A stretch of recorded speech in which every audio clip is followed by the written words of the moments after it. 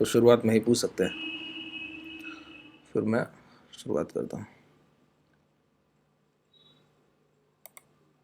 चलिए, कोई सवाल नहीं है किसी को?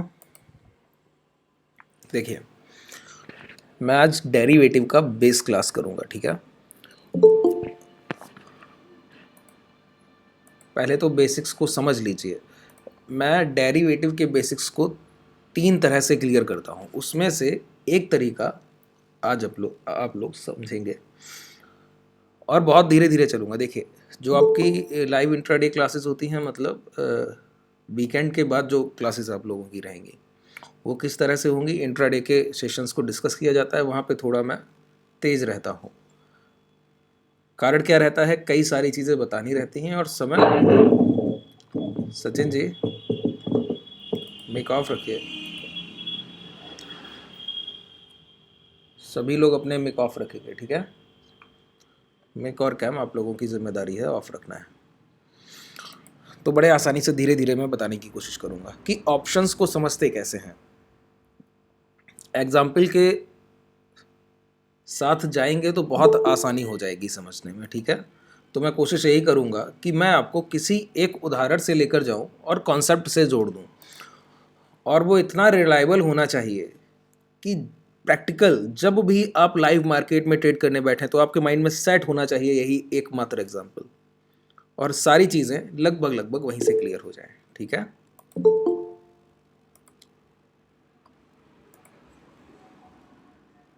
चलिए, लेट ज्वाइन करते हैं सर, अभी भी काफ़ी लोग नहीं ज्वाइन किया। देख लेते हैं, आसानी से चलते हैं। अगर ऑप्शंस को समझना हो, डेरिवेटिव को समझना हो, तो क्या ज़रूरी है? पहले तो उसकी हिस्ट्री को समझ लेना ज़रूरी है। अगर मैं आपसे पूछूं कि इस बाज़ार में ऑप्शंस की ट्रेडिंग की ज़रूरत कैसे महसूस की गई होगी, कारण क्या रहा होगा। हालांकि तरीका काफ़ी रिलायबल है, समझने लायक भी है, लॉजिकल भी है। आप बताइए खुद से सोचकर, अगर इंडियन मार्केट एनएसई और बीएसई में अगर सिर्फ आप मात्र,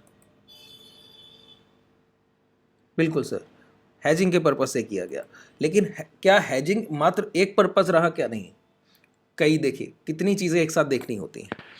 हम लोग जो ऑप्शंस को ट्रेड करते हैं ना, वो एक यूरोपियन सेगमेंट है, एक अमेरिकन सेगमेंट है और एक यूरोपियन सेगमेंट है। हम लोग क्या करते हैं, यूरोपियन सेगमेंट को कॉपी पेस्ट किया हुआ है। क्या कारण है, तरीका क्या होता है इसका? हम लोगों का एक वीकली या मंथली एक्सपायरी होता है, किसी भी ऑप्शन का वीकली या मंथली एक्सपायरी हम लोग ट्रेड करते हैं। तो कॉन्ट्रैक्ट के एक्सपायर होने का एक दिन है, वो डिसाइड पहले से तय किया गया है। अमेरिकन सेगमेंट ऐसा नहीं है, आप किसी भी दिन किसी भी कॉन्ट्रैक्ट को क्लोज कर सकते हैं। इस पूरे कॉन्ट्रैक्ट को मैं यहाँ पे कॉन्ट्रैक्ट नाम ले रहा हूँ, मतलब कोई समझौता, कोई डील दो लोगों के बीच में। बाजार में कौन से दो लोग हैं सर? बायर एंड सेलर्स, दो ही हैं, खरीदार और बिकवाल। इनके बीच अगर कोई भी समझौता किया जाएगा तो वो किस किस तरह से हो सकता है, तो समझिए ज़रा, कॉन्सेप्ट को समझिए। जब यूरोप में ये डेरिवेटिव का कॉन्सेप्ट इंट्रोड्यूस किया गया होगा तो कारण क्या रहे होंगे। जैसे आपका बाजार है, निफ्टी और बैंक निफ्टी आप लोग बेसिक ट्रेड करते हैं, लगभग ज़्यादातर ट्रेडर्स प्रेफर करते हैं, मैं भी बैंक निफ्टी ही प्रेफर करता हूँ। अगर निफ्टी और बैंक निफ्टी को ट्रेड करने के लिए ऑप्शंस ना हो, डेरिवेटिव्स ना हो, तो क्या ट्रेड करना संभव होगा? नहीं होगा। सीधा सा आंसर है, क्योंकि आप इक्विटी की तरह उनको नहीं खरीद सकते, या तो फ्यूचर के थ्रू जाएंगे या फिर ऑप्शंस को ट्रेड कर पाएंगे। अगर अपने बाजार में सिर्फ जितने भी लोग आप लोग क्लास में हैं, सबके इस बाजार में आने का एकमात्र कारण जरूर कहीं ना कहीं रहा होगा डेरिवेटिव, ऑप्शंस ट्रेडिंग। और अगर ये नहीं भी रहा तो बाजार में आने के बाद यही एक कारण रह गया ट्रेडिंग का। इक्विटी में कितने ही कम लोग हैं जो इंट्राडे ट्रेड्स करते हैं। अब सोचिए कि मैं आपसे बात करूं 19वीं शताब्दी से अभी तक की, तो उस समय, आज तो सारी चीज़ें ऑनलाइन हैं तो आप काफ़ी चीज़ों को आसानी से समझ ले जाते हैं। वो जब समय रहा होगा तब आपको एक दिन पहले पता लगेगा, न्यूज़ आएगा पेपर में कि कितना स्टॉक का प्राइस चल रहा है। उसके बाद आपको फिजिकल डिलीवरी भेजी जाएगी, आप भेजेंगे कि हाँ ये शेयर खरीदना है, वहां से फिजिकल डिलीवरी आपके पास आएगी। तो बाजार में ट्रेड करना आसान नहीं था। लिक्विडिटी को लाना, मतलब बाजार में पैसे को अट्रैक्ट करना आसान नहीं था, कभी भी नहीं रहा। ये पहला समय है जब हो गया है, कभी भी नहीं रहा। बाजार में रिटेल को बुलाना पार्टिसिपेशन के लिए आसान नहीं था। क्यों? इक्विटी के शेयर क्या सोचकर खरीदे जा सकते हैं बताइए। अगर आपको पीएनबी, अभी यहाँ पे लिखा हुआ है, अगर आपको पंजाब नेशनल बैंक खरीदना है तो कहीं ना कहीं ज़रूर आप माइंड में सोच कर बैठेंगे कि लॉन्ग टर्म के लिए जाना है, बड़े समय के लिए इन्वेस्टमेंट करना है। अगर बाजार में मात्र इक्विटी में ट्रेड किया जा सकता तो मैक्सिमम ट्रेडर्स इन्वेस्टमेंट के पर्पज से आते। ट्रेडिंग के पर्पज से कौन आने वाला है? कोई नहीं। इसी कॉन्सेप्ट को लेकर डेरिवेटिव को डिजाइन किया गया। क्या? कि रिटेलर्स को अट्रैक्ट करना है, बाजार की तरफ बुलाना है, देखने में ऐसा लगे कि बहुत ज्यादा प्रॉफिटेबल है, मात्र देखने में ऐसा लगे, लेकिन हो प्रोफेशनल। कोई ऐसा कॉन्सेप्ट जो देखने में ऐसा लगे कि बहुत ज्यादा अट्रैक्टिव है, आप रिटेलर्स खींचे चले जाते हैं ऑप्शंस को देखकर। क्यों? आपको लगता है पैसा 10 गुना, 20 गुना, 50 गुना, 100 गुना तक हो जाएगा। लेकिन प्रोफेशनल्स जानते हैं उसको कैसे डील करना है। तो किया क्या गया, निफ्टी और बैंक निफ्टी, सबसे लिक्विडिटी कहां होगी बताइए? एक पर्टिकुलर स्टॉक, जैसे कंपनी चल रही होगी वैसे चलेगा। तो एक इंडेक्स, कई स्टॉक्स को मिलाकर जो एक इंडेक्स तैयार किया गया, वहां पर पैसे की आवाजाही बढ़ाने के लिए, लिक्विडिटी को बढ़ाने के लिए डेरिवेटिव को इंट्रोड्यूस किया गया। कैसे? बताया गया कि जैसे अगर आपको लगता है कि आज बैंक निफ्टी का भाव 18,269 दिख रहा है, यहाँ पर 18,269, अगर इतना बैंक निफ्टी का भाव है, और अगर आप सोचते हैं कि अगले 7 दिन में, मतलब 5 ट्रेडिंग सेशंस टोटल 7, एक एक्सपायरी से लेकर दूसरे एक्सपायरी तक, बाजार का भाव 18,000 के नीचे होगा, तो आप एक बिड कर सकते हैं। क्या? कि 18,000 का पुट ऑप्शन बाई कर सकते हैं। ये एक बिड कर सकते हैं। इस बिड को कैसे समझा जाए कि मैंने ये किया क्या है, तो चलिए समझते हैं। क्या एक, अगर आपको बिड करना है कि बाजार आने वाली एक्सपायरी तक 18,000 के नीचे ट्रेड कर रहा होगा, तो आप क्या कर सकते हैं? 18,000 का पुट ऑप्शन बाई कर सकते हैं। इसका मतलब क्या है? आप कोई एक समझौता कर रहे हैं, आप एक डील कर रहे हैं, कॉन्ट्रैक्ट कर रहे हैं। क्या? कि आने वाली एक्सपायरी तक बाजार का भाव 18,000 के नीचे होगा। तो कोई भी डील अगर की गई होगी तो वहां पे दो लोग होंगे, कौन? बायर और सेलर। अगर आपने कहा है कि 18,000 के नीचे होगा, तो आप 18,000 के पुट ऑप्शन के बायर होंगे। कोई एक उसी पर्टिकुलर स्ट्राइक प्राइस का सेलर होगा बाजार में, वो क्या कर रहा होगा? 18,000 का पुट, आपने कहा ना कि 18,000 के नीचे होगा, उसने कहा ठीक है। अगर आपको ऐसा लगता है तो ये लीजिए 18,000 का पुट ऑप्शन, आप खरीद लीजिए, मैं इसको शॉर्ट कर रहा हूं, मैं आपको पैसा पे करूंगा अगर 18,000 के नीचे गया तो। आप पूछेंगे कितना? वो कहेगा 18,000 के जितने पॉइंट्स नीचे तक आएगा, तो जितना लॉट है, 50 लॉट साइज है आपका, तो मान लेते हैं 17,950 आता है, तो 50 पॉइंट्स प्रॉफिट मेरी तरफ से। 17,500 आता है तो 500 पॉइंट का प्रॉफिट मेरी तरफ से, और 50 का लॉट है, उसको इंटू कर लेंगे तो आपका जितना पैसा बनेगा आप समझ लेंगे। सेलर क्या कह रहा है? आपकी बिड के अपोजिट बिड करता है एक सेलर। अगर आप 18,000 का पुट ऑप्शन बाई कर रहे हैं, आपका मानना है कि 18,000 के नीचे बाजार आने वाला है, सेलर आपके बिल्कुल अपोजिट बिड कर रहा है, वो आपको अलाउ कर रहा है कि आप कोई बिड कर पाए। ठीक है, अब इस बिड एंड आस्क के पूरे संयोग को समझ लेते हैं। चलिए एक एग्जांपल बताता हूं आपको। जैसे काफी लोग यहां पर होंगे जो कहीं ना कहीं, किसी ना किसी रूप में किसानी से जरूर जुड़े रहे होंगे अपने समय में, अभी नहीं तो देखा होगा सर। तो अगर मैं आपसे कहूं क्या कि आपके खेत हैं मान लीजिए, और आपके जितने भी खेत हैं, मान लेते हैं 60-70 बीघा के आसपास आपकी कोई फसल होने को है, और आपको वहाँ रिस्क लगता है। जैसे आपको लगता है कि मैं धान करना चाहता हूँ एक फसल, तो आपको वहाँ रिस्क लगता है कि अगर मैंने किया तो मेरी लागत भी ना चली जाए। कई बार किसानों के साथ ऐसा होता है कि लागत भी वसूल नहीं हो पाती है जितना वो किसानी के लिए यूज़ करते हैं। उस कंडीशन में जब आप अपने धान की फसल की बुआई कर रहे हों और जब आपको श्योरिटी ना हो क्या कि 6 महीने या 4 महीने 5 महीने जितने भी समय के बाद वो फसल तैयार होगी, तो मुझे क्या जितना मैं रेट चाहता हूँ उतना मिलेगा या नहीं, श्योरिटी नहीं है। वो उस समय आपके खेत में फसल हुआ होगा, कई और किसान के खेत में हुआ होगा, तो सप्लाई बहुत ज़्यादा हो जाती है एक फसल के ख़त्म होने पर और डिमांड कम रह जाती है, तो रेट गिर जाते हैं। इस कंडीशन में आपके पास कोई एक कंपनी से ऑर्डर आए और वो कहे कि आपके कितने बीघा का फसल है, तो आप कहेंगे लगभग 70 बीघे का फसल है सर। तो वो कहे कि क्या हो अगर मैं आपसे अभी एक डील करता हूँ। क्या कहेगा? अभी मैं आपसे एक डील करता हूँ, आपके इस 70 बीघे के चक में जितना भी फसल होगा मैं उसका पहले से एक अमाउंट तय कर देता हूँ कि प्रति क्विंटल मैं आपको क्या पे करने वाला हूँ पहले से, अभी से।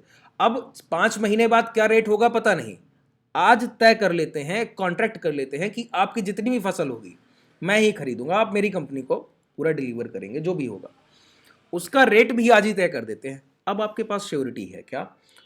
आपकी फसल अब बर्बाद नहीं जाएगी, आपको पहले से प्रति क्विंटल रेट तय कर दिया गया है और आपने अभी फसल की बुआई भर की है। उस कंडीशन में एक किसान के पास श्योरिटी है क्या कि फसल का एमएसपी जरूर मिलेगा, न्यूनतम जितना भी लागत मूल्य है वो उससे ज़्यादा कहीं आपको कोई कंपनी देने को तैयार होगा और आपको श्योरिटी होगा कि ये क्या है, एक कॉन्ट्रैक्ट। तो कॉन्ट्रैक्ट में क्या लिखा गया होगा बताइए। अब आप समझिए कि वो किसान और सामने एक कोई कंपनी का कोई एम्प्लॉय है या कुछ जो भी उसको रिप्रेजेंट कर रहा है वो बैठा है और दोनों के बीच ये समझौता होना है। समझौता बाजार में भी हो रहा है, तो कोई कॉन्ट्रैक्ट होना है। तो कॉन्ट्रैक्ट किस तरह से किया जाएगा? अब लिखा जाएगा पेपर पे कि नहीं बिलीव है कि आप लेने आएंगे भी या नहीं आएंगे, वो कहेगा कॉन्ट्रैक्ट कर लीजिए सर, एक समझौता लिख लेते हैं पूरा। तो वो लिख कर देगा कि अगले 5 महीने बाद जितना भी इनका 70-80 बीघे का फसल है ये मुझे भेजेंगे, मैं इनको इतना रेट देने को तैयार है, और दोनों लोग साइन करेंगे और उसको वेरीफाई कर दिया जाएगा। इस तरह से अब ये कॉन्ट्रैक्ट हो गया है, ठीक है। अब कॉन्ट्रैक्ट में जानने लायक बात क्या है समझिए ज़रा। पहली बात तो ये है कि एक मूल्य न्यूनतम तय कर दिया गया है जो किसान को दिया जाएगा प्रति क्विंटल। पहली चीज़, कॉन्ट्रैक्ट किसके फेवर में दिखता है? कॉन्ट्रैक्ट फेवर में दिखता है एक बायर के। सेलर कौन है कॉन्ट्रैक्ट का? पैसा पे कौन करेगा? कंपनी की तरफ से जो भी रिप्रेजेंटेटिव है वो कंपनी का पैसा पे करेगा। वो सेलर है इस कॉन्ट्रैक्ट का, वही पैसा देगा। तय किससे कर दिया है? किसान से तय किया है। क्या तय किया है? कि आपकी पूरी फसल ले जाऊंगा साहब। किसान को भी श्योरिटी है कि अब इतना पैसा तो मुझे मिलेगा। मान लेते हैं कि धान का भाव 4,000 प्रति क्विंटल, एग्जाम्पल ले लेता हूँ कि 4,000 प्रति क्विंटल अभी है, तो उसने इसी रेट पर एक सौदा कर लिया कि इतना ही पैसा मैं आपको पे करूंगा। उस समय भाव जो भी हो उससे कोई मत लेना देना नहीं होगा, ठीक है। उस समय जो भी भाव है उससे कोई लेना देना नहीं होगा। इस कंडीशन में एक ये समझौता हुआ जिसमें लिखा गया एक, क्या देखिए मैं सिर्फ मेजर पॉइंट्स को हाईलाइट कर रहा हूँ। क्या लिखा गया होगा? एक एक्सपायरी डेट। क्यों? कि 5 या 6 महीने में फसल तैयार हो जाती है, तो अगले 6 महीने के बाद आप मुझे ये फसल डिलीवर करेंगे जो जितना भी आपके खेत में पैदावार हुई है। पहली चीज़ एक एक्सपायरी डेट है। कॉन्ट्रैक्ट में पहली चीज़ क्या होगी? एक एक्सपायरी डेट है। दो लोगों के बीच समझौता किया गया है। किसके?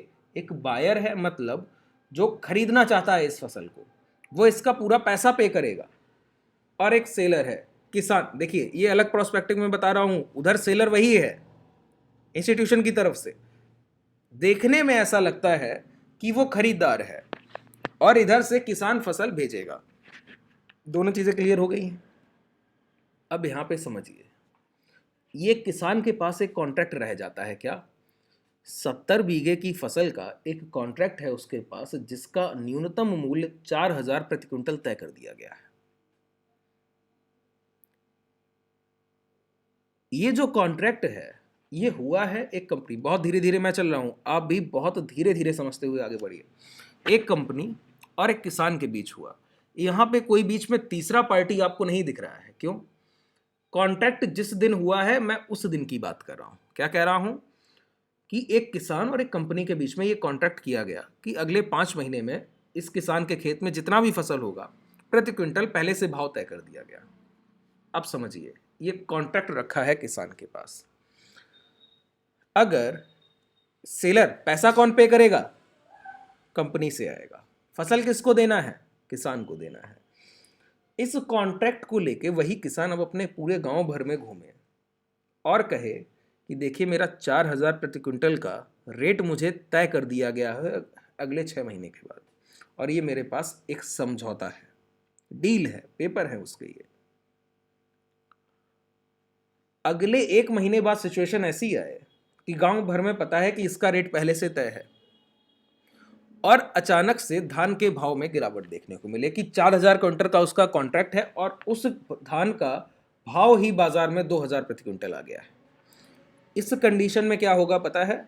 उस समझौते का वैल्यूएशन बढ़ जाएगा। जो समझौता हुआ है ना 4,000 प्रति क्विंटल का, उसका वैल्यूएशन बढ़ जाएगा। अब होगा क्या? देखिए, एक दिन कॉन्ट्रैक्ट बनाया गया और एक्सपायरी है 6 महीने के बाद। बीच में आपको समझ आएगा कि कुछ नहीं किया जा सकता है, कितनी संभावनाएं हैं इस बीच में, जरा देखिए। वहीं पे किसान के माइंड में ये आए कि मैं एक्सपायरी तक क्यों वेट करूं, अगर मैं इस कॉन्ट्रैक्ट का फायदा अभी उठा सकता हूं। कैसे? वो किसी किसान से जाकर कहे कि तुम्हारे खेत में भी फसल है, धान ही है, 70-80 बीघा आपका भी चक है, ये समझौता जो मैंने किया है, किसान ऐसा अंदाजा लगाए कि अभी 2 महीने बाद भाव गिर गया है, जब तक फसल तैयार होगा फिर से भाव 4,000 तक आ सकता है, तब तक के लिए मैं इस कॉन्ट्रैक्ट का फायदा उठा लूँ। क्या कि बाजार में भाव 2,000 रुपया आ गया है, कॉन्ट्रैक्ट में लिखा है 4,000 रुपया फिर भी पे करेगा, तो जो भी किसान, उसको पैनिक में दिखेगा। कैसे दिखेगा? पैनिक में, कि पता नहीं फसल का लागत निकलेगा भी या नहीं। तो वो जाएगा उसके पास और बोलेगा क्या? कहेगा कि ये मेरे पास जो समझौता है ना, इसमें 80 बीघा फसल को लेकर लिखा गया है, प्रति क्विंटल 4,000 रुपया लागत देने को तैयार है। ठीक है, 4,000 रुपया लागत देने को तैयार है प्रति क्विंटल। अभी भाव चल रहा है बाजार में 2,000 रुपया क्विंटल। आप जाइए, देखिए, बहुत बड़ा एग्जाम्पल दे रहा हूं, क्यों? इन सारी चीज़ों को मैं अभी डेरिवेटिव से कनेक्ट कर दूंगा। आप जाइए, मैं आपसे एक डील कर सकता हूं। आपकी फसल होगी, मान लेते हैं कि 1,000 क्विंटल के आसपास होता है, तो आपका एक बड़ा अमाउंट वहां से आएगा जब भी ये कॉन्ट्रैक्ट पूरा होगा। तो अभी बाजार में 2,000 रुपया भाव चल रहा है, तो 2,000 रुपया प्रति क्विंटल के हिसाब से आप बेनिफिट लेके जाएंगे इस कॉन्ट्रैक्ट से। अगर आप मुझे इस पर्टिकुलर कॉन्ट्रैक्ट का 1,00,000 रुपया अभी पे कर दें, क्या कह रहा है?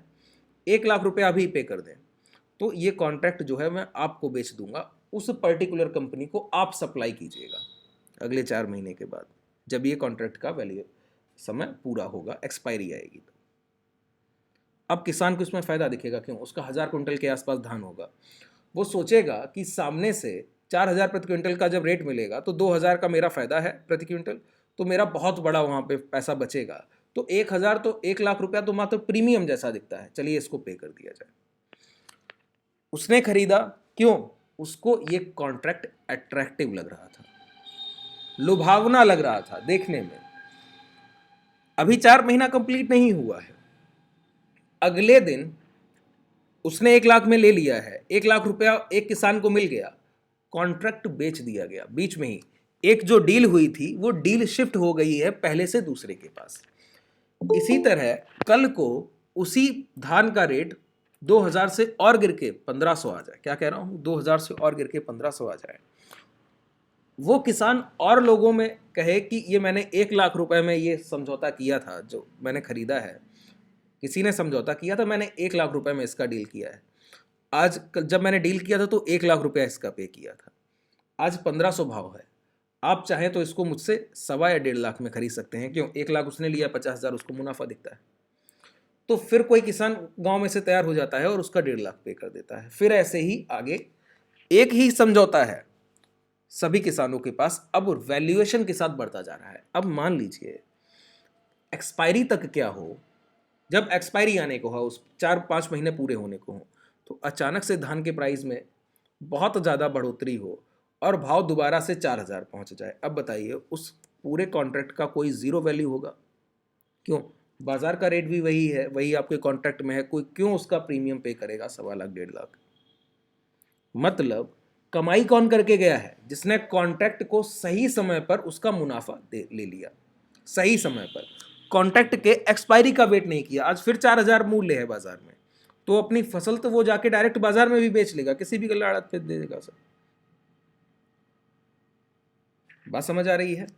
आप समझिएगा ये क्या था, यहां पे क्या हुआ, एक कॉन्ट्रैक्ट बिल्ड किया गया है, उसमें एक बायर और सेलर का होना जरूरी था। ठीक है, देखने में कैसा लगता है? अट्रैक्टिव लगता है। जैसे समझिए, अगर मैं आपसे कहूं, पूरे कॉन्सेप्ट से जितने लोग जुड़ जाएंगे यहां पर, उतना बेहतर आपके आने वाले समय में ट्रेडिंग हो जाएगा। अगर मैं आपसे कहता हूं एक्सपायरी कब है ये आने वाला, जरा बताइए। 22 दिसंबर होगा। चलिए देखते हैं। अभी बैंक निफ्टी का भाव चल रहा है, सॉरी निफ्टी का भाव चल रहा है 18,269। बैंक निफ्टी को लगा तो बेहतर समझेंगे आप, मैक्सिमम ट्रेडर्स वही ट्रेड करते हैं। इसको हटा देता हूं। बैंक निफ्टी कितना चल रहा है? 43,200। अब मैं आपसे यहां क्या कह रहा हूं, अगर मैं दो ऑप्शंस यहां पे ऐड करता हूं, ध्यान से सुनिएगा। पहला है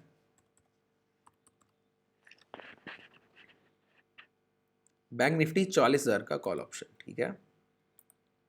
दूसरा है बैंक निफ्टी 44,000 का कॉल ऑप्शन हो गया, 42,700 पुट ऑप्शन।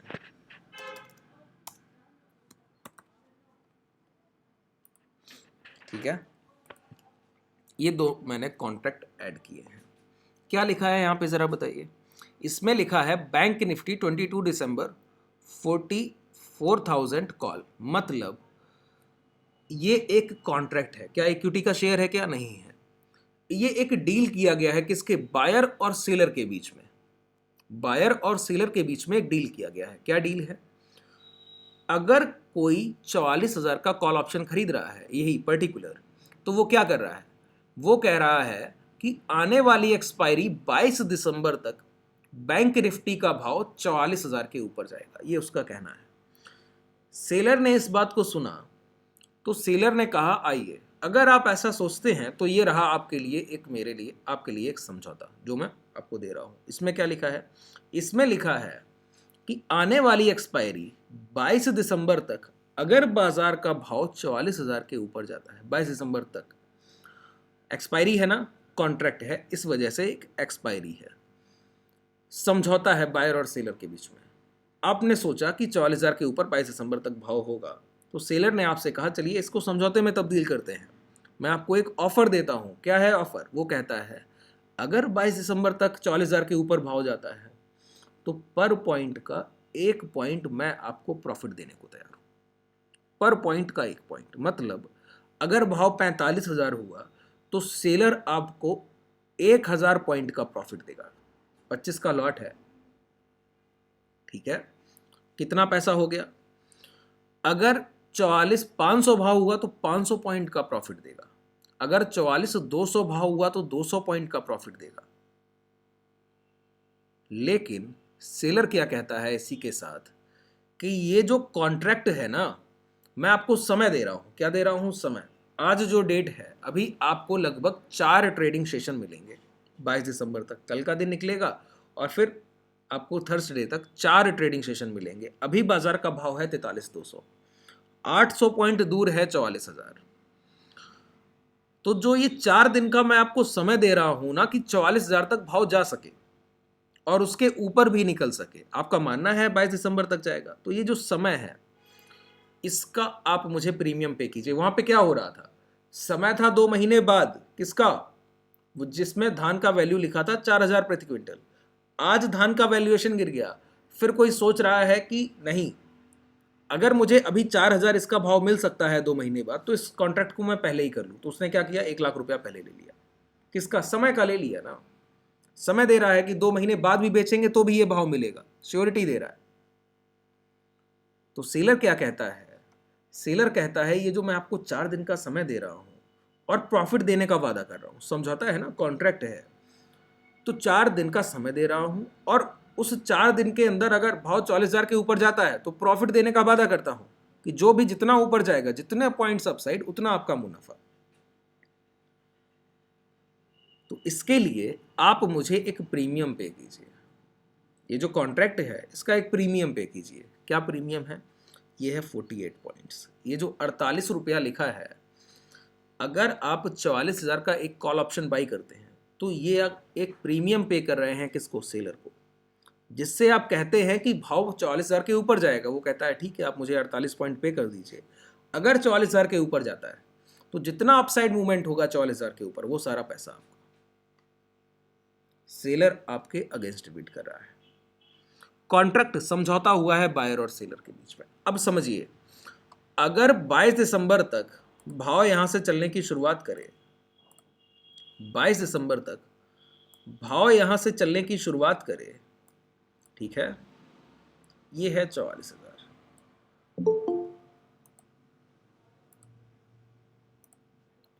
और यहां से थोड़ा बहुत अपसाइड मूवमेंट मंडे को हो, थोड़ा बहुत ट्यूसडे को हो, थोड़ा बहुत थर्सडे तक मान लेते हैं कि 43,900 पहुंच जाता है। आपने बिड किस लिए किया है बताइए? आपने अपसाइड मूवमेंट के लिए बिड किया है। प्राइस में मूवमेंट भी कैसा आया है? अपसाइड ही आया है। क्या है? अपसाइड भी आया है। ऊपर की तरफ ही बाजार गया है ना, 43,200 है और 43,900 पहुंच रहा है। इसके बावजूद क्या होगा? ये जो 48 पॉइंट प्रीमियम दिख रहा है ना, ये जीरो हो जाएगा, शून्य, 22 दिसंबर को, अगर बाजार का भाव 43,900 रहता है। फिर भी आपने बिड किया है अपसाइड मूवमेंट के लिए, और अपसाइड मूवमेंट के बावजूद क्या हो, 44,000 को मात्र बाजार क्रॉस ना करे। जो आपने स्ट्राइक प्राइस बाई किया उसको क्रॉस नहीं किया तो पर्टिकुलर स्ट्राइक प्राइस का जो भी प्रीमियम है वो जीरो हो जाएगा। क्यों? वो टाइम का वैल्यू है। ये 4 दिन का जो समय दिया है सेलर आपको, वो उसका उसने 48 पॉइंट लिया था। कॉन्ट्रैक्ट में लिखा गया है 44,000 के ऊपर भाव जाना चाहिए। कॉल ऑप्शन, आप लॉन्ग के लिए बिड कर रहे हैं, ऊपर के लिए, और गया है नहीं, 44,000 के नीचे रह गया। कितना भी बेशक अपसाइड मूवमेंट आए, फिर भी ऑप्शन जीरो हो जाएगा। अब जरा गौर से समझिएगा, जब सेलर ने आपसे कॉन्ट्रैक्ट किया ना, तो आपको बहुत सम्मोहन यहां पर लगा कॉन्ट्रैक्ट में, क्या कि लिमिटेड लॉस है, 48 पॉइंट ही तो प्रीमियम मांग रहा है। क्या कह रहा है? सिर्फ 48 पॉइंट्स प्रीमियम दीजिए आप। और आपका सोचना क्या है? 44,000 के ऊपर जाएगा, रिटेलर अट्रैक्ट होगा। क्यों? उसने कहा है अनलिमिटेड प्रॉफिट के लिए। 45,000 जाएगा तो कहता है 1,000 पॉइंट दूंगा, 46,000 जाएगा तो कहता है 2,000 पॉइंट दूंगा, 47,000 जाता है तो कहेगा 3,000 पॉइंट दूंगा। कहता है अनलिमिटेड प्रॉफिट दे रहा हूं, सेलर कह रहा है बायर से। अट्रैक्टिव लगता है। डेरिवेटिव जब भी इंट्रोड्यूस किए गए, उसमें पहली चीज यही नोटिस की गई होगी कि अट्रैक्शन ऑफ रिटेलर्स, कि आम जनता को बाजार तक कैसे लाया जाए खींचकर। तो वो किस कारण से हो सकता है? मात्र और मात्र एक गैम्बलिंग जैसा कॉन्सेप्ट, जो देखने में तो गैम्बलिंग लगे मगर हो प्रोफेशनल। इस तरह से डेरिवेटिव डिजाइन किए गए। आपको लुभावना लगा है देखने में कि 44,000 का कॉल ऑप्शन बाई करता हूं तो मैं करोड़पति भी बन सकता हूं, हो सकता है 50,000 पर एक्सपायरी हो। लेकिन अगर आप रियलिटी के बेस पर आएंगे तो आप समझ पाएंगे कि सेलर क्यों ऐसा कॉन्ट्रैक्ट आपसे करने को तैयार था। जैसे कोई एक कंपनी आकर किसान से 4,000 का भाव पहले ही तय कर गई है, समझौता करके गई है। अब दोनों लोगों के लिए कंपलसरी है कि यह डील कहीं ना कहीं होनी जरूर चाहिए। कंपनी क्यों ऐसा कॉन्ट्रैक्ट करके जाएगी? जरूर उसके पास इनसाइडर होगा कि 4 या 5 महीने बाद पर्टिकुलर जो भी आपकी फसल है उसके प्रीमियम बहुत हाई होंगे, उसका जो भी भाव है बाजार से अभी बहुत ऊपर होगा, तो उसने आज के करंट मार्केट प्राइस पर आपसे डील कर लिया है। वही कंडीशन यहां है। सेलर जानता है आप गलत बिड कर रहे हैं, बाजार 44,000 के ऊपर नहीं जा सकता है। 4 दिन 4 ट्रेडिंग सेशन का टाइम दे रहा है। यहां पर आपके सामने 2 दिन से अप साइड से ये 43,600 से रिजेक्शन मिल रहे हैं आपको। एक दिन ये और एक दिन ये, आप देख पा रहे हैं आसानी से। ये रिजेक्शन पीरियड 2 ट्रेडिंग सेशन का ये रिजेक्शन आपको यहां से दिखता है।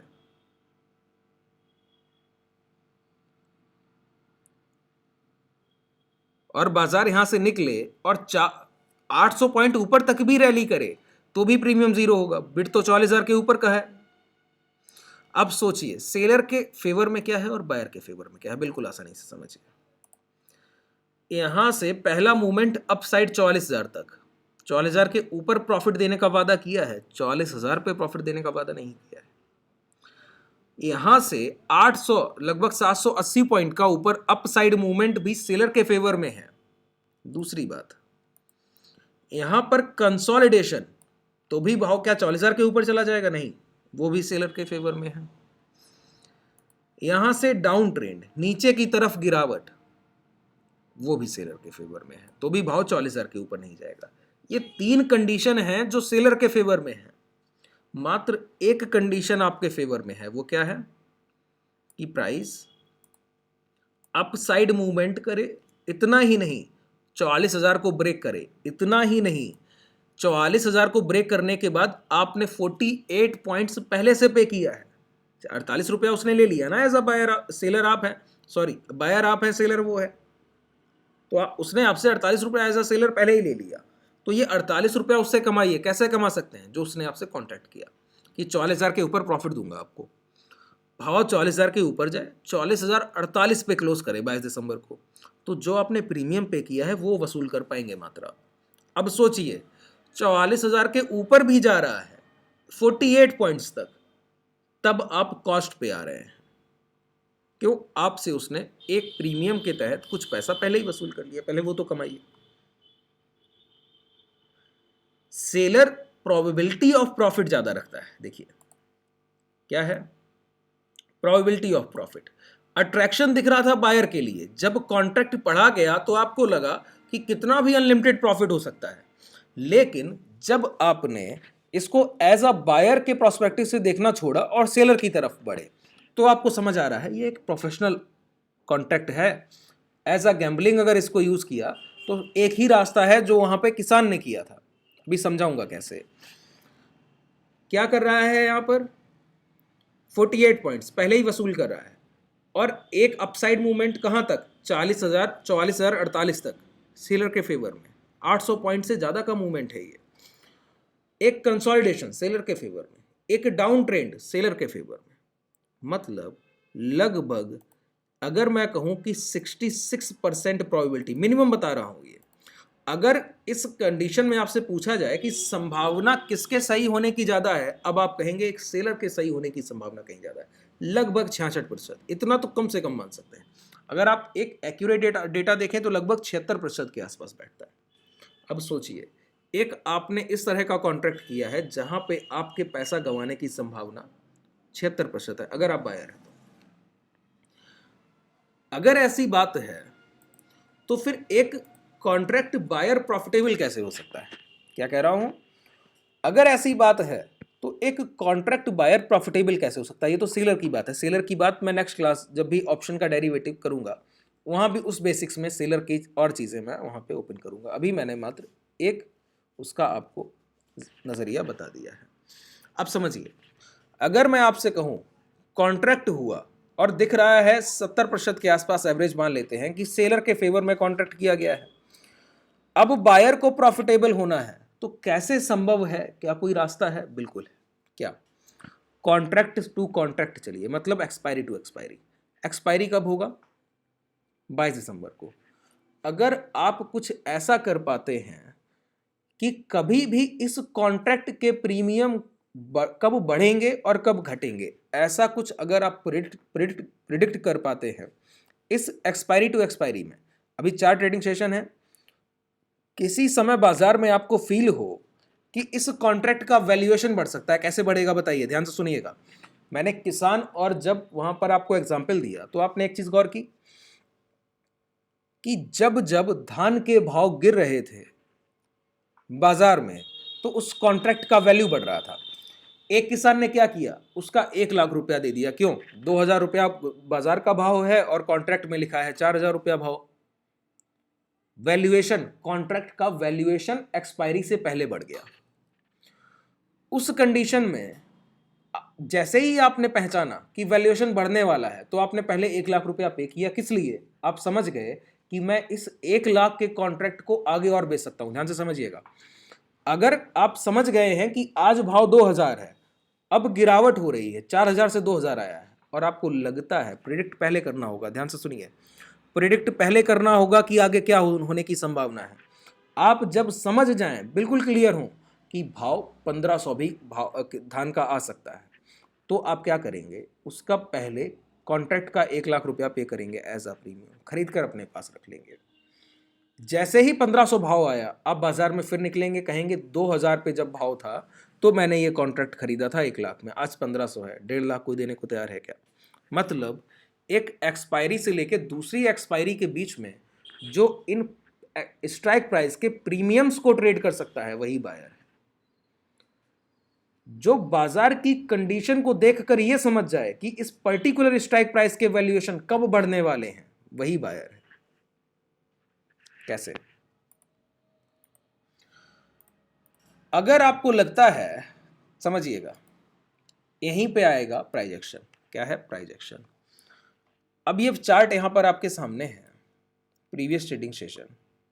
अब हम लोग तो ट्रेड करके चले गए साहब, मॉर्निंग प्रॉफिट्स बुक किए होंगे आप लोगों ने, उसके बाद पोजीशन भी लेके गए हैं शॉर्ट का, वहाँ भी लगभग प्रॉफिट आने की संभावना ही होगी। क्या था कारण? कि हम लोग डे लो के पास क्लोज कर रहे थे।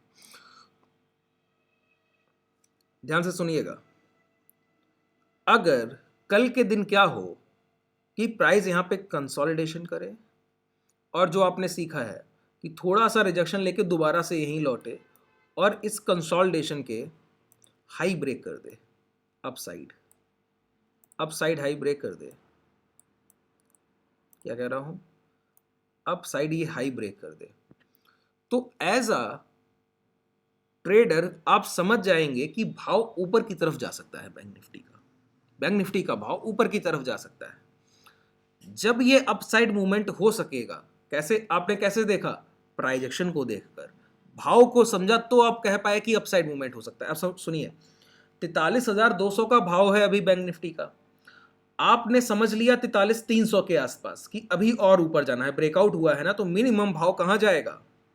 भाव जाएगा, मान लेते हैं 43,500, एग्जाम्पल लेते हैं, 300 पे आपने पकड़ लिया कि 500 तक जाएगा, तो आप क्या करेंगे? आप समझ जाएंगे कि अब क्या होगा बाजार में। 43,300 पे अगर 44,000 के कॉल ऑप्शन का प्रीमियम कितना है?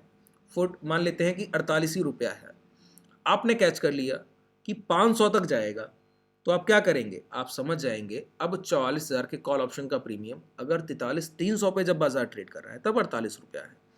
जब 43,500 ट्रेड करेगा उस समय इस कॉन्ट्रैक्ट का प्रीमियम हो सकता है 70 या 80। आपने एनालाइज कर लिया, तो आपने क्या किया? अब कॉन्ट्रैक्ट एक्सपायर होने से पहले उसको ट्रेड कर लिया है बाजार में। कैसे? आपने खरीदा जब बाजार का भाव 43,300 है, 48 रुपए पर, जैसे ही 43,500 गया आप दोबारा बाजार में निकले, मैंने तब खरीदा था जब 43,300 भाव था 48 रुपए पर, अब इसका भाव 70 है, आप बेचकर निकल जाएंगे। मतलब जब तक आपकी प्राइस एक्शन पर इतनी बेहतरीन पकड़ नहीं है कि आने वाले जो भी सिनेरियोज बाजार में है, up side movement, down side movement, उसको आप कैप्चर नहीं कर पाते हैं, तब तक आप बायर नहीं हो सकते। बायर एक्सपायरी के बीच में प्रीमियम्स को ट्रेड करता है, कॉन्ट्रैक्ट को बाई सेल करता है। जब उसको लगता है सस्ता वैल्यूएशन है, खरीद लेगा, हाई पर बेच देगा। अब अचानक से आप गलत होते हैं। सोचिए, 43,300 पे आपने खरीदा 48 पे, क्या सोचकर कि 43,500 तक भाव जाने वाला है। अचानक से 43,300 से भाव लौटा और 250 आ गया, आपको लगेगा ना कि कहीं गलत सौदा तो नहीं कर लिया है। यही आपका स्टॉप लॉस है। 48 पे खरीदा था, आपने सोचा था 70 पे बेचूंगा, अचानक से भाव गिरा 250 आ गया, तो कॉन्ट्रैक्ट का प्रीमियम कितना होगा? 40। आप काट के निकल जाइए, किसी और को सौदा काट दीजिए एज अ बायर। क्यों? क्योंकि 40,000 अगर नहीं गया तो वैसे ही जीरो होना है, मैं बस बीच के प्राइस का फायदा उठा रहा हूं, वैल्यूएशन के कम ज्यादा होने का फायदा उठा रहा हूं। अल्टीमेट रिजल्ट, जैसे यहां से चल के आज के दिन चला भी जाए 43,500, तो अचानक से गया है ना, तो 48 का प्रीमियम अचानक से 70 होगा। 70 होते ही आपने कॉन्ट्रैक्ट किसी और को सेल करके निकल गए। अब मान लेते हैं कि 43,500 पे अगले 3 दिन तक, आइडियल कंडीशन में मान रहा हूं कि अगले 3 दिन तक 43,500 पे ही कंसोलिडेशन हो जाए, प्राइस क्या करे? यहीं रुका रहे। अब एक दिन रुकेगा तो 70 से प्रीमियम 60 आएगा। क्यों? 40,000 अभी भी दूर है। कॉन्ट्रैक्ट में क्या लिखा है बताइए? 40,000 के ऊपर प्राइस आएगा तो प्रॉफिट देगा सेलर, और दूसरी कंडीशन में किसी में प्रॉफिट नहीं देगा। तो कॉन्ट्रैक्ट का वैल्यूएशन अचानक से ऊपर गया था। अब एक दिन कंसोलिडेशन हो गया, मंडे को प्राइस खुला और ट्यूसडे तक 43,500 पर ही है, तो जो 70 प्रीमियम गया था वो प्रीमियम डिके होते होते 55 या 60 दोबारा आ जाएगा। अगर एक दिन और रुकता है तो 55 या 60 का प्रीमियम 40 आ जाएगा। एक दिन और रुकता है तो एक्सपायरी पास आ गई तो वो नियर बाई जीरो होगा। अगर 43,500 पर ही एक्सपायरी हो तो स्ट्राइक प्राइस जीरो हो जाएगा। मतलब आपने सिर्फ एक प्रीमियम के वैल्यूएशन का फायदा उठा के निकल गए। इससे एक चीज और क्लियर होती है, ऑप्शन बायर कभी भी ट्रेड को ओवरनाइट होल्ड नहीं कर सकता है। क्यों? प्रीमियम डिके का खतरा है। ऑप्शन बायर का क्या है? प्रीमियम डिके का। आप लोग कई बार ऑप्शंस को बाई करते होंगे, वहां पर सबसे बड़ी तकलीफ क्या आती है बताइए?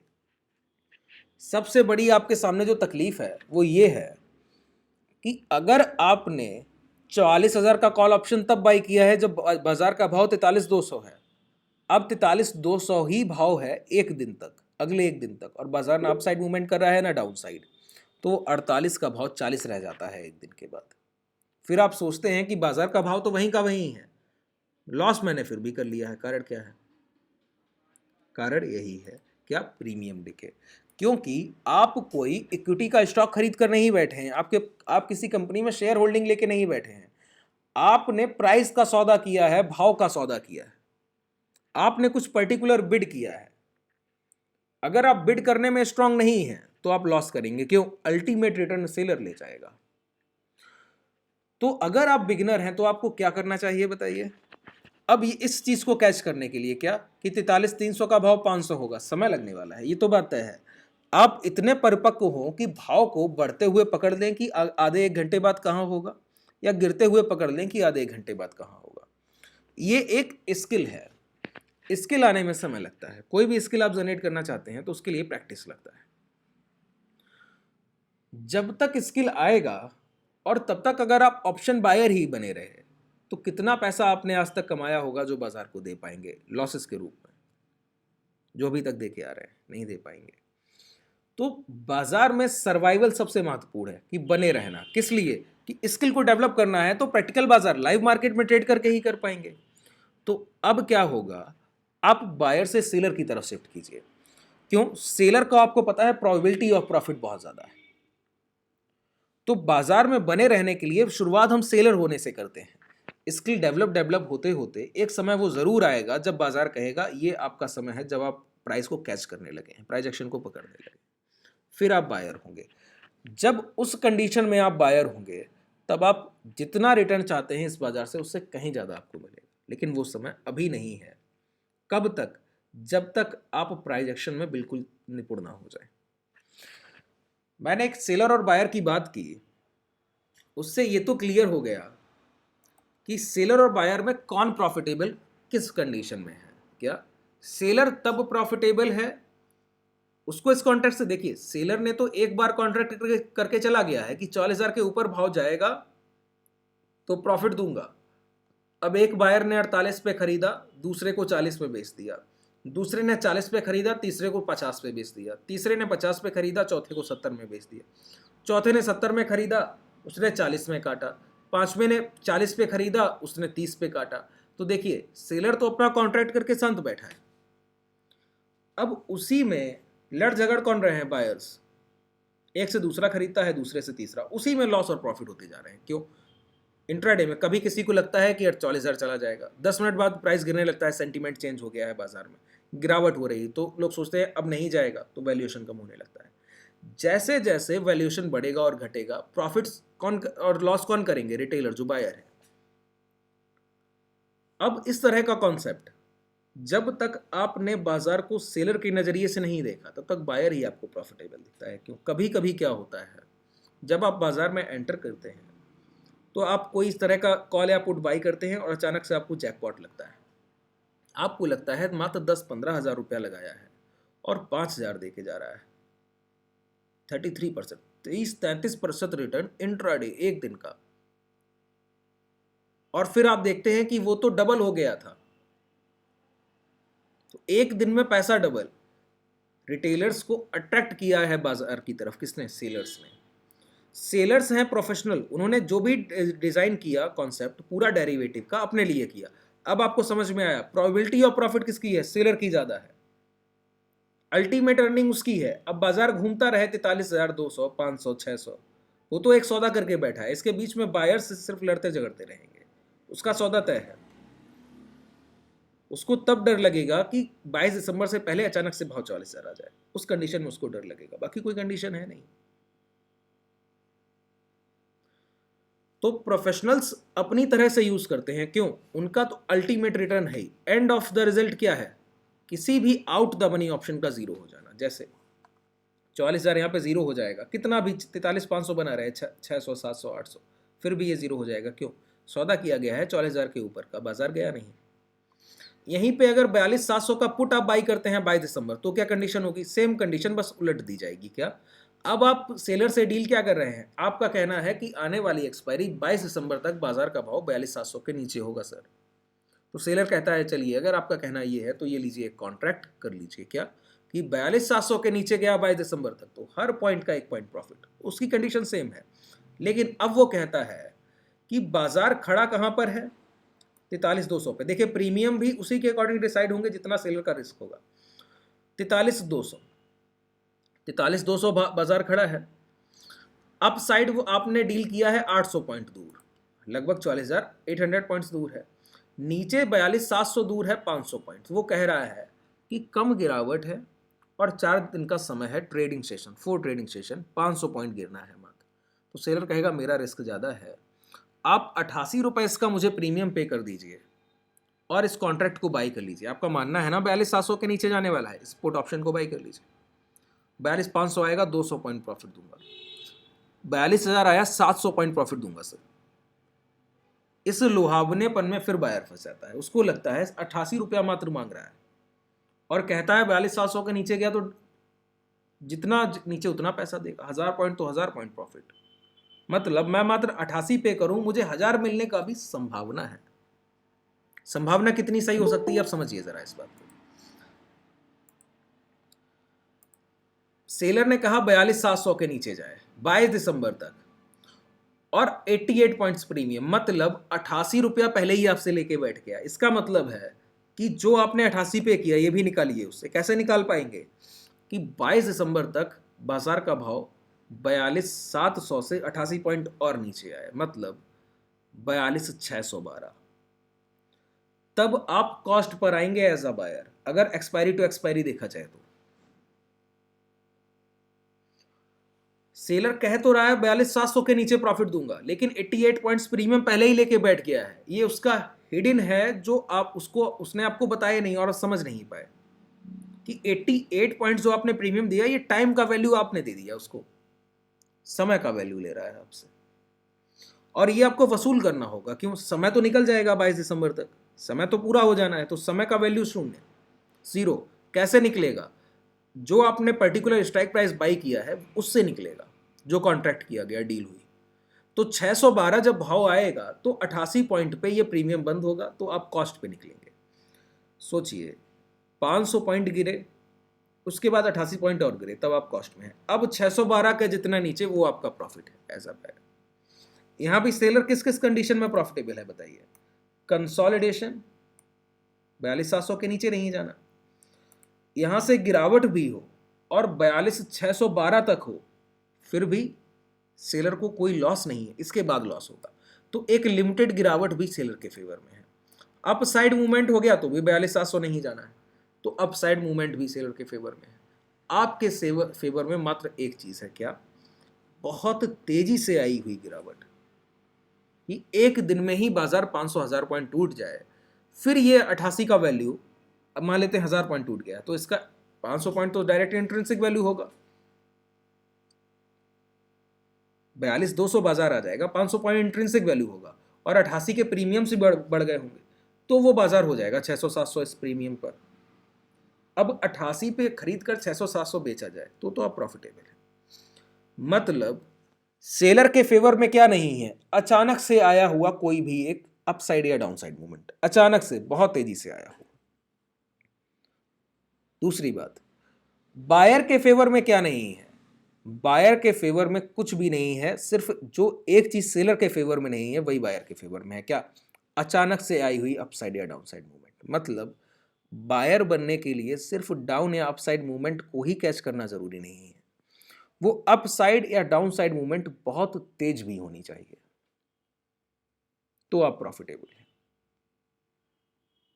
जैसे अब 42,700 तक भाव अगले 4 ट्रेडिंग सेशन में 100 पॉइंट गिरते हुए आए और 42,700 आ जाता है, फिर भी 88 का प्रीमियम होगा तो जीरो ही सर, क्यों? 42,700 के नीचे नहीं गया।